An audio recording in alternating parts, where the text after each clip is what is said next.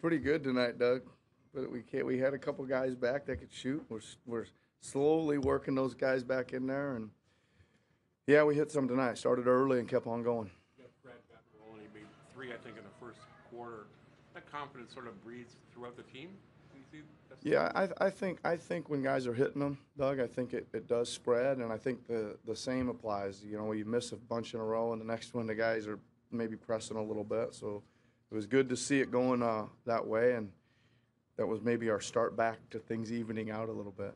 you did let them back in again. You had a big lead, let them get back, pulled away, let them get back.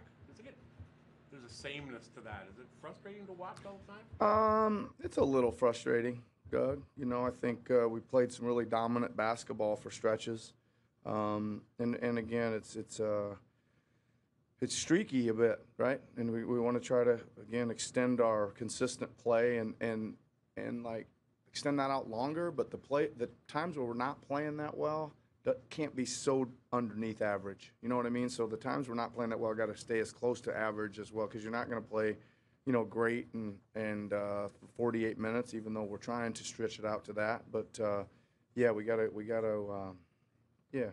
stop playing less streaky. And I think a lot of it has to do with the three ball and just getting a little bit more vertical at the rim. There was a stretch there when we first half especially, we sent them to the free throw line, and then we just didn't come out and play to start the second half a little bit.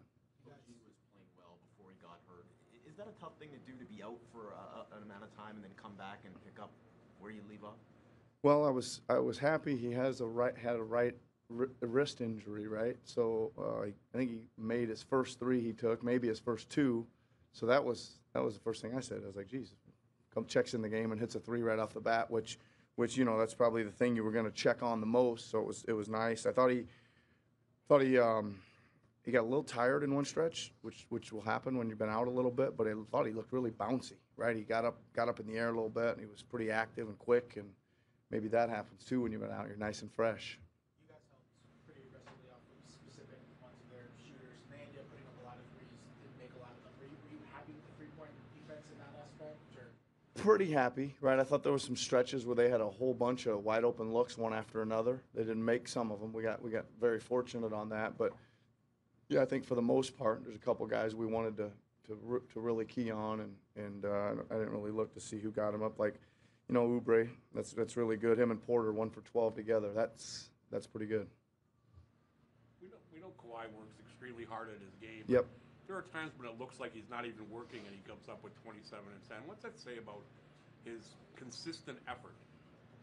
Well, I think the really great scorers do that a lot, right? That you look up. I mean, I'll be surprised too. I looked down and I didn't think Beal had been doing much either, and he had 20, right? And I was like, and I said the same thing. I said, man, that's what a guy like that, you hardly even know they're pouring them in like that sometimes. But I kind of liked Kawhi's.